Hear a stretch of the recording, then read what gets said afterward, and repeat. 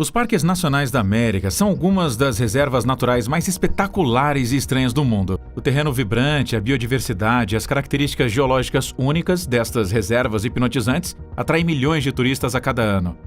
E o Grand Canyon é o mais famoso desses lugares. Este é um mapa do Arizona e no noroeste do estado você pode ver o imenso cânion recortado no Planalto, junto ao Rio Colorado. Este cânion íngreme tem aproximadamente 5 a 6 milhões de anos e ocupa a porção sudoeste do Planalto do Colorado. Junto com a espantosa flora e fauna, esta antiga maravilha também é guardiã de muitos estranhos segredos geológicos e históricos que estão lentamente se revelando. O Grand Canyon tem cerca de 446 quilômetros de comprimento e cerca de 18 quilômetros de largura e uma profundidade de 1.857 metros. O cânion e sua borda adjacente estão contidos dentro do Parque Nacional do Grand Canyon, da Floresta Nacional Kaibab, do Monumento Nacional Grand Canyon Parashant e da Reserva Indígena Hualapai e da Reserva Indígena Havasupai da Nação Navarro. O presidente americano Theodore Roosevelt desempenhou um papel importante para garantir a preservação da área do Grand Canyon. Ele a visitou em várias ocasiões para apreciar a paisagem e para caçar. O Rio Colorado e seus afluentes cortando seus canaviais através da camada após camada de rocha, e com isso expuseram cerca de 2 bilhões de anos de história geológica da Terra. Algumas teorias sobre a incisão do cânion são contestadas. Muitos estudos recentes revelaram evidências a favor da hipótese de que o Rio Colorado estabeleceu o seu curso através da área entre 5 e 6 milhões de anos atrás, e desde então o rio tem impulsionado o corte dos afluentes e a retirada dos penhascos, aprofundando e ampliando o cânion. O cânion forma um vale do Rio do Planalto, no Colorado, que expõe os estratos proterozoico e paleozoico elevados. É uma das 6 seções fisiográficas extintas da planície do Planalto do Colorado. Este pode não ser o cânion mais profundo do mundo, mas seu tamanho avassalador e a paisagem colorida e intrincada o tornaram popular em todo o mundo. A espessa sequência de rocha antiga excepcionalmente bem preservada que está exposta nas paredes do cânion é a razão pela qual é considerada um paraíso para os geólogos. Estas camadas de rocha têm registrado e preservado grande parte da história geológica inicial do continente norte-americano. A elevação associada à formação das montanhas fez com que seus sedimentos se movessem milhares de metros para cima e criassem o que agora chamamos de Planalto do Colorado. Esta elevação também é a razão por trás da maior precipitação da área de drenagem do Rio Colorado. Porém, ainda não é suficiente para impedir que a área permaneça semiárida. As temperaturas na borda norte são mais baixas do que aquelas na borda sul por causa da maior elevação, mas chuvas fortes são comuns em ambas as bordas durante as estações de verão. As primeiras pessoas conhecidas a viver na área do Grand Canyon foram os ancestrais Puebloans, uma cultura nativa americana centrada na atual área Four Corners, nos Estados Unidos. Eles são chamados de Anasazi, mas o povo Puebloan considera o termo depreciativo como navarro para antepassados inimigos ou antepassados alienígenas. Além dos Puebloans, muitas outras culturas distintas também habitaram o Grand Canyon nos dias de hoje. Os Coronina, que foram os ancestrais dos Yuman, o Havasupai e o Hualapai, viveram entre 500 e 1200 a.C. O Singwa era um grupo cultural que ocupava a área do sudoeste do Canyon entre 500 e 1425 a.C. Na mitologia de algumas comunidades da terceira mesa Hopi, este cânion foi o local onde a humanidade surgiu do terceiro mundo a partir de Sipapu. O cânion foi feito um monumento nacional oficial dos Estados Unidos em 1907 e um parque nacional em 1919, e desde então se tornou a principal atração natural do mundo, com quase 5 milhões de turistas visitando a cada ano. Mas, além dos turistas, arqueólogos, historiadores e geólogos também se encontraram intrigados com as estranhas descobertas que estão sendo feitas neste enorme cânion. Um destes foram estranhos rastros deixados por um animal que foram descobertos por Alan Krill, um professor de geologia norueguês. Ele encontrou as pegadas impressas em 2016 enquanto conduzia seus alunos ao longo da Trilha do Anjo, em uma viagem de campo anual a esta reserva natural. Ele notou estas pegadas fossilizadas em uma rocha na base de um cânion na trilha. Ele tirou fotos dessas pegadas e as enviou para um colega geólogo norueguês chamado Steve Howland, que frequentemente acompanhava tais viagens. Ele, junto com a equipe, determinou que a rocha que levava a trilha havia caído de um penhasco próximo da formação de Manaquetia. Ele explicou como eles foram capazes de identificar que era daquela rocha em particular, estudando as características como cor e tamanho do grão. E como eles sabiam a origem da rocha, ele permitiu que os pesquisadores datassem essas trilhas. Como resultado, eles descobriram que uma enorme criatura parecida com um lagarto dos tempos modernos rastejou por uma duna de areia costeira no Grand Canyon. Um pouco mais tarde, um leve orvalho molhou as trilhas e as cimentou no lugar. após o que o vento soprou areias que as enterrou, preservando com isso as pegadas do animal há então 313 milhões de anos. O paleontólogo que analisou o estudo, o caminho das trilhas, determinou que estas são possivelmente as mais antigas trilhas de vertebrados registradas no Parque Nacional do Grand Canyon. Estas foram deixadas por tetrápodes, ou animais de 4 patas, junto com outro conjunto impresso um pouco mais tarde.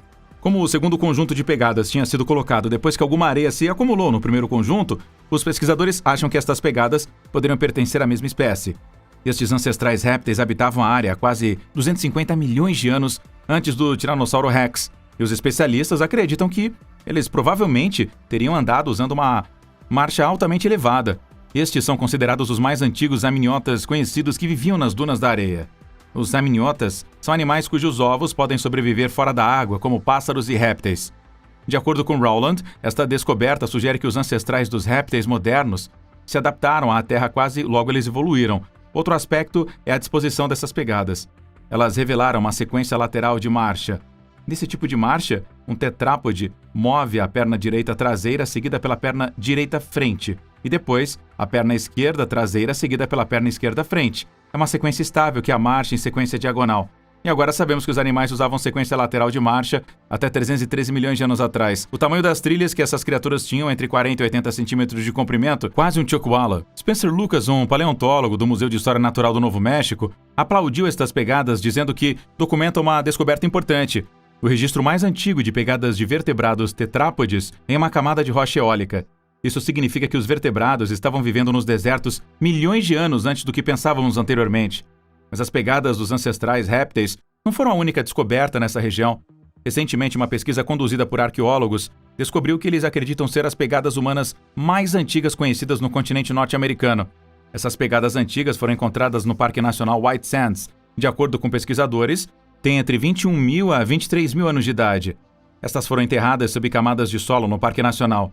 Os pesquisadores determinaram que as pegadas pertenciam a uma variedade de pessoas e a maioria delas eram crianças e adolescentes.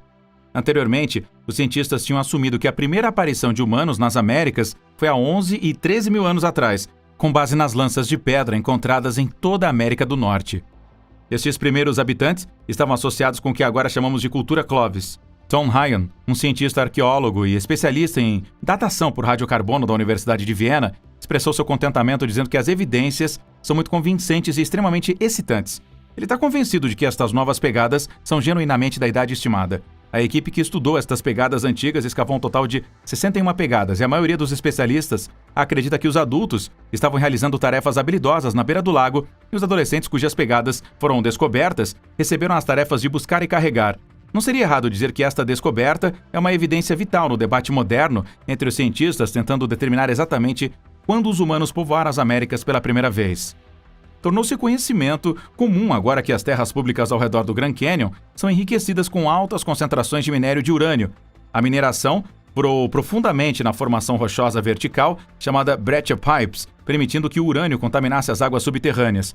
Isso colocou as nascentes biologicamente ricas do Canyon em risco de poluição por radiação. A rocha natural, com uma alta concentração de urânio, emite uma mistura de diferentes tipos de radiação. Ela também pode se decompor em outros materiais radioativos, como o rádio. Mas como a mineração de urânio não é um negócio consistente e lucrativo, as operações de mineração foram frequentemente abandonadas por décadas, em um momento no passado sem qualquer manutenção. Os grandes locais de perfuração, tubos de escape e minas foram deixados abertos às forças da natureza e, eventualmente, isso levou vazamentos para as águas subterrâneas e dispersão da poluição do urânio transportado pelo ar. Isso tornou as terras inseguras para os visitantes recreacionais. Isso também manchou as terras públicas e os locais icônicos e sagrados dos índios americanos. Muitas fontes de água potável continuam poluídas até hoje, e alguns anos atrás, até baldes cheios de minério de urânio foram descobertos no Museu do Grand Canyon. Estes baldes tinham sido esquecidos aqui por anos, e provavelmente muitas pessoas foram expostas à radiação durante este tempo.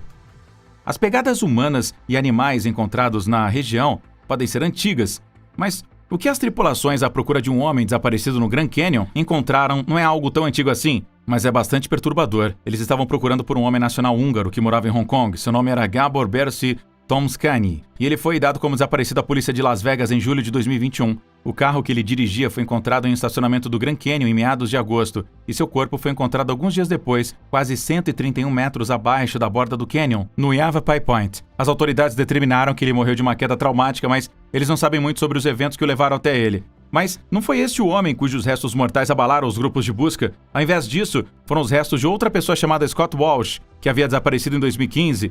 Scott foi visto pela última vez saindo de um ônibus de transporte na borda sul do parque. Suas roupas se misturaram com os arredores e o corpo foi posicionado de uma forma que era quase indetectável. O corpo de Scott foi felizmente avistado durante uma busca na área por Birksey Tomskani. Ele foi encontrado cerca de 182 metros abaixo do mirante de Pipe Creek, a quase 4,8 quilômetros de onde foi encontrado, então, no ano de 2015. O Canyon é frequentemente referido como um bolo de camadas de história geológica com rochas quase empilhadas umas sobre as outras, exatamente como foram colocadas há milhões de anos atrás. Mas no interior do Canyon tem uma enorme brecha entre as camadas de rochas, representando cerca de 1 bilhão de anos em alguns lugares. É chamada Grande Inconformidade. E o estranho é que esta grande inconformidade tem sido documentada em rochas ao redor do mundo. De acordo com um estudante de geologia chamado Barra Peik, existem muitas inconformidades que são observadas localmente em diferentes lugares, mas é bastante raro encontrar uma que represente o mesmo tempo de lacuna há mais de 1 bilhão de anos atrás. Barra e sua equipe descobriram que estas camadas rochosas foram perdidas durante uma agitação tectônica causada pela ruptura de um supercontinente. A razão para a presença da grande inconformidade é diferente em cada lugar. A idade da grande inconformidade do Grand Canyon é conhecida pelas camadas de rocha acima e abaixo da fenda. O Peak e seus colegas estavam mais interessados no tempo em que as rochas supostamente estavam esfriando. Isso porque rochas profundamente enterradas estão expostas a alta pressão, condições de calor elevado, mas o esfriamento sugere que estas rochas estão sendo exumadas ou trazidas para mais perto da superfície à medida que as rochas acima delas desaparecem por causa da erosão. Para datar a erosão, eles estudaram o hélio preso dentro do zircônio mineral na rocha. Eles também descobriram que o tempo em que as rochas foram varridas variou em diferentes partes da área, já que os alcances ocidentais do Canyon esfriaram cerca de 200 milhões de anos antes da parte oriental. O tamanho desta grande inconformidade também variou em todo o Canyon, com uma diferença sendo totalmente menor no leste. Sua menor diferença, a distância cobre de 250 milhões de anos, e nas maiores 1,2 bilhões de anos de rocha, que não é contabilizada. O quadro geral indica que a metade ocidental do Grand Canyon subiu à superfície há quase 700 milhões de anos, enquanto que a metade oriental subiu à superfície há mais de 500 milhões de anos. Mas dentro desse quadro geral, tem diferenças de dezenas ou centenas de milhões de anos em pontos a poucas dezenas de milhas um do outro. Como isso veio acontecer e para onde foi, então, o valor de 1 bilhão de anos de história rochosa? Você tem alguma teoria aí? Conte pra gente nos comentários abaixo.